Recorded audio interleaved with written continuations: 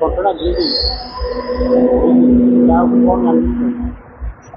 ଗିଟ୍ ତ ଆମର ସ୍ୱର୍ଗତ ପୂର୍ବତନ ବିଧାୟକ ପ୍ରଦୀପ ମହାରଥୀଙ୍କ ସମୟରେ ଭିତ୍ତିପ୍ରସ୍ତର ପଡ଼ିଛି। ନବୀନ ପଟ୍ଟନାୟକ ପୂର୍ବତନ ମୁଖ୍ୟମନ୍ତ୍ରୀ ନବୀନ ପଟ୍ଟନାୟକ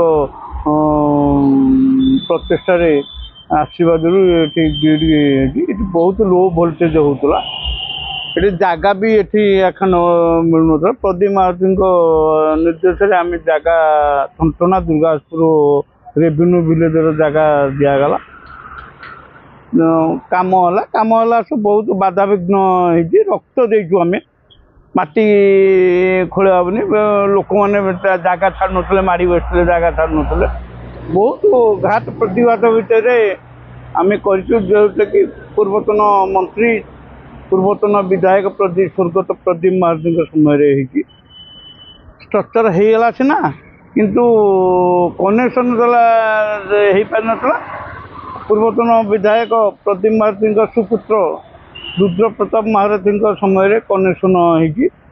ଆଉ କନେକ୍ସନ୍ ଦିଆହେଲା ବେଳେ ବି NH ବାଲା ବି ବହୁତ ହଇରାଣ କରିଥିଲେ। ତାକୁ ଆମର ବର୍ତ୍ତମାନର ଜିଲ୍ଲା ପରିଷଦ 24 ନମ୍ବର ଆମେ ସମସ୍ତେ ବସିକି ଏଠି NH ପାଖରେ ରାତାରାତି ଆମେ କାମ କରିକି ସହଯୋଗ କରୁଛୁ। ତାର କାରଣ ହେଉଛି ଆମ ଏଠି ଲୋ ଭୋଲ୍ଟେଜ୍ ବହୁତ ହେଉଥିଲା, ଖାଲି ଡିନାମାଇଟ୍ ଜଳୁଥିଲା।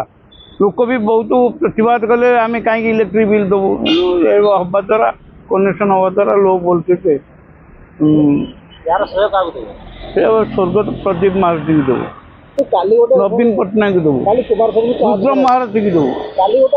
ସେଠି ଇଏ ଷ୍ଟ୍ରକ୍ଚରଟା ପ୍ରଥମରୁ ସେଠି ଥିଲା କୁମାରଚୌରଠି। ସେଇଠି ଜାଗା ନ ମିଳିବାରୁ ଆମକୁ ଏଠି ପ୍ରଦୀପ ମହାରଥୀ କହିଲେ ଆମେ ଏଠି ଜାଗା ଲୋକଙ୍କୁ ବୁଝାସୁଝା କରିକି ଦେଇଛୁ। ଆମେ କରିଛୁ, ସେମାନେ ବି ଯେଉଁମାନେ ଉଦ୍ଘାଟନ କରିଛନ୍ତି ସେମାନେ ବି ଜାଣିଛନ୍ତି କିଏ କରିଛି, କାହା ବେଳେ ହେଇଛି, କେମିତି ହେଇଛି। ପ୍ରଦୀପ ମହାରଥୀକି ଦିଆଯିବ।